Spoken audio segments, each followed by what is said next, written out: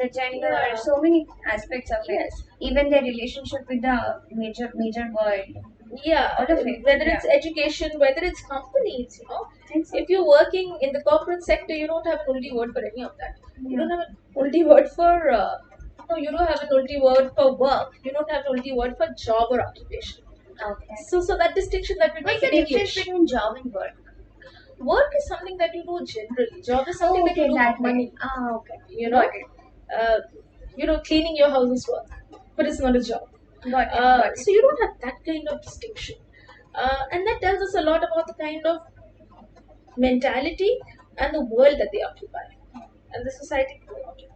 And not having access to that kind of data can sometimes really alienate a community from you. As the mainstream, we are impoverished because we don't want to even understand them. And I don't know why we are, because the mainstream is not very different. The mainstream also has people in our families who might be kotis. I'm sorry. Who might be queer, right? And it's such a terrible thing to ostracize people around you whom you know, whom you love, whom you've seen as babies, just because they don't fit into your idea of normal. It's weird. And that's why we need to know more about the community. So as you said, conundrum or dilemma is the word for it. How do you write about the community without revealing the language? How do you write about the language of the community very specifically without revealing the language? Because even anthropological works use a lot of words, concepts within the community from within Ulti, to talk about them in a different way, to talk about how they identify themselves, how they articulate their identities.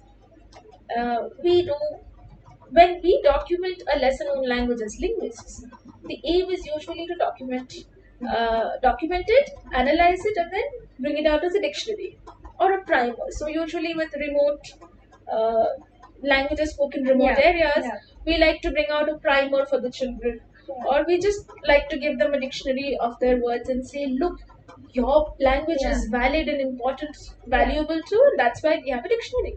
This community doesn't need it. They don't need it, and they probably should not have it. You should not have a published dictionary. But that also means I can't have an appendix that lists out all the words that I've collected during my research. So I decided to use only the words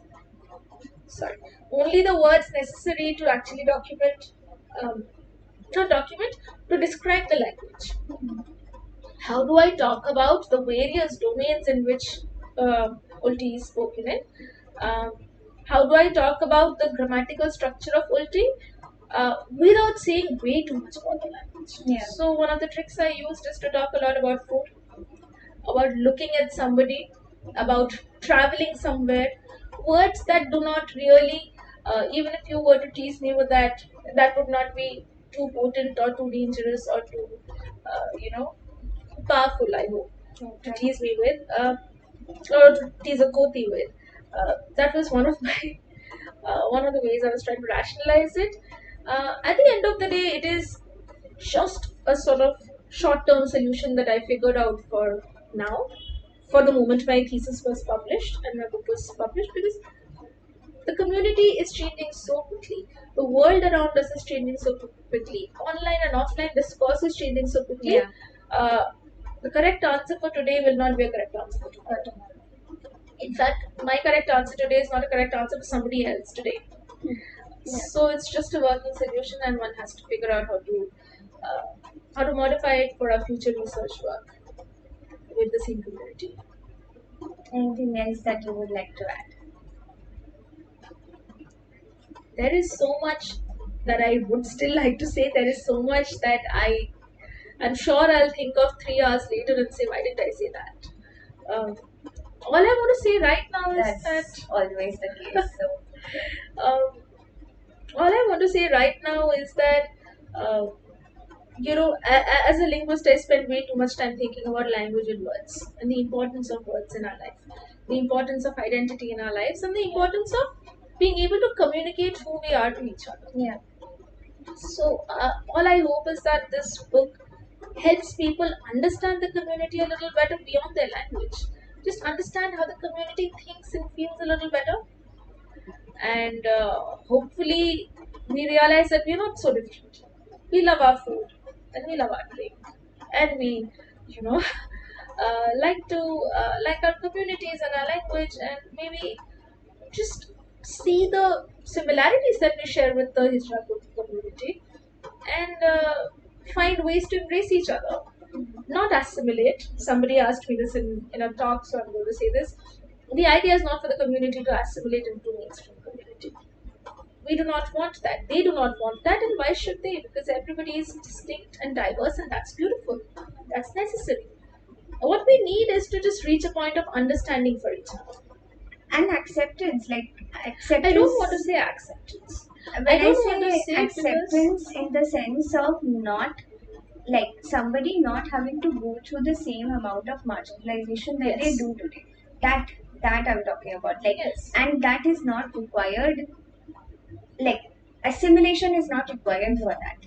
No, I don't want to say acceptance only because it implies that the mainstream has to accept the hijras and kotis. Yeah. No, what we also need to accept is that we are messed up, and we need to fix our own society and mentality first Yeah. in order to be able to embrace the hijra-koti community Yeah. and make them part of our larger community. Yeah. I also want to say one personal thing. My family, right? Yeah. Typical middle class conservative Bangla Sylheti family Yeah. based in West Bengal.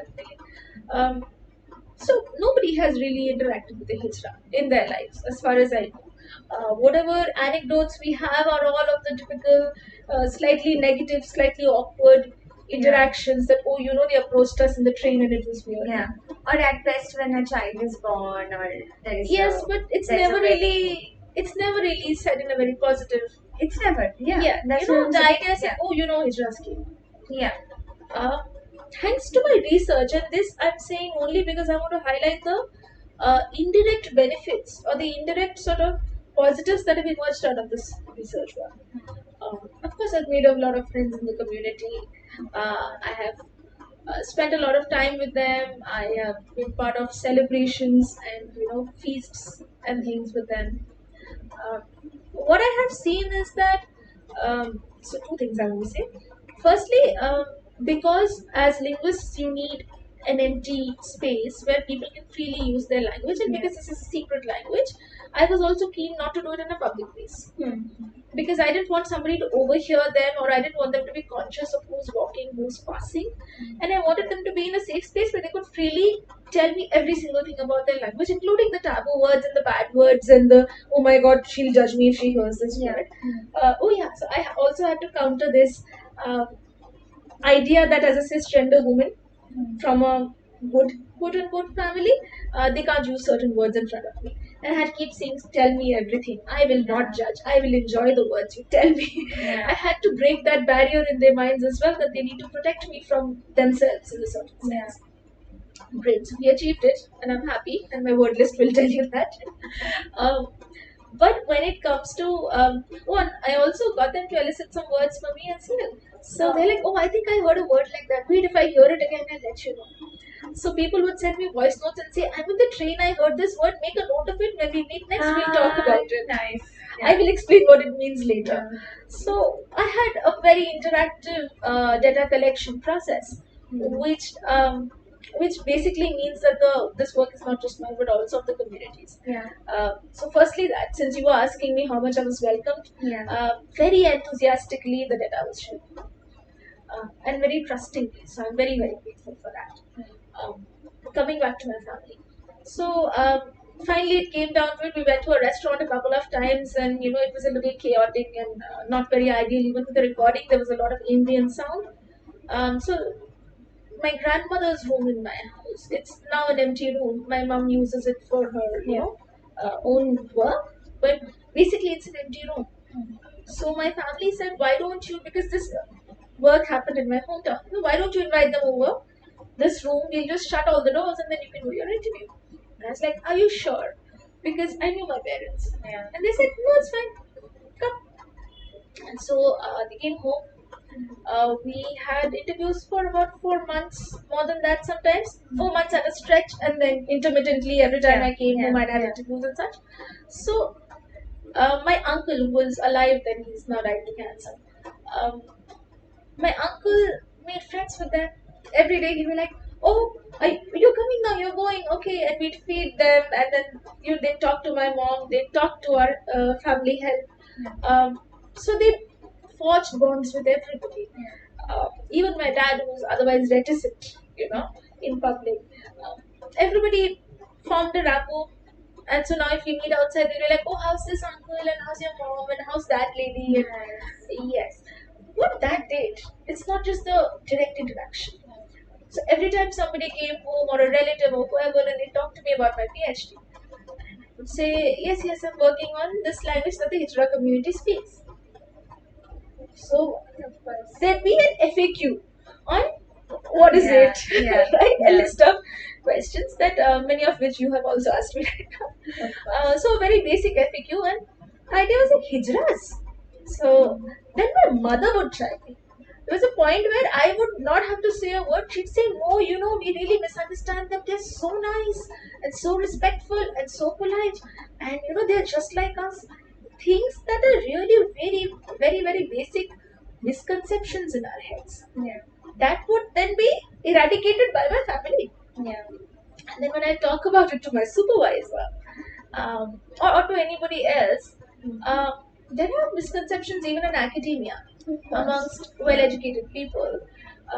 Some of those would get busted too, right? So it led to the kind of environment where people would come to me for validation. So a cousin of mine was traveling with my aunt. We were going by car. They saw a hijra on the streets, and my younger cousin, she basically lectured my aunt that yes, we should give them money because look at how difficult their lives are, etc., etc. And then everybody comes back and tells me, she said this. It's like you know. So a friend of mine, her neighbor came out as trans. And then the neighbor's cousin or somebody was nasty about that. They said, "Oh, this person is like that." And she says, "You know what I said? I said that why not? What's wrong with being trans? And you should accept them." And then there's always this note of, I said, right, no? So it just normalizes the idea of being hijra and koti, not just in your own household, but otherwise, outside. People who are not okay with their own queer children are now okay with listening to me talk about queer people. So, and let's hope more works like this, more books like these will eventually help normalizing, as you said. We started with the concept of normal. So going back to that very point, it's just about, as you said, assimilation is not that important. It's just normalizing anything which you don't consider normal as of now, as long as I don't know, just opening up minds a little bit. Exactly. Not being completely closed off. Understanding that yes, we are all people, and that sometimes that is what we forget. When we talk about a community, we fall into the trap of thinking of them only as one marker of identity or two markers of identity. We tend to forget that these are also people who get angry and jealous, and they like that 90s song and they hate that flavor of juice or something. We tend to forget that people are people. Exactly. And yes, the idea is to remember that just like Ulti is a mixed language, right? Ulti is mixed with Bangla heavily. People are also an influence of a lot of things, an amalgamation of a lot of things, and we can't be forgetting that. Absolutely. I have one other question when you were talking about this. For those of us who have not read your book because it is not out yet, what should we expect from that book? How much or what kind of work are we to expect from the book? Of course, it's a language with so many factors to it. Right. So, what do we expect? It is essentially a social-linguistic book. We begin with talking about who hijras and kotis are. We talk a little bit about their socio-linguistic environment in Bengal specifically, because that's the area I'm looking at. Right? We talk a little bit about the kind of domains in which, or the kind of situations in which Ulti is used. That discussion has gone into in a lot of detail. we talk about the idea of gender and the different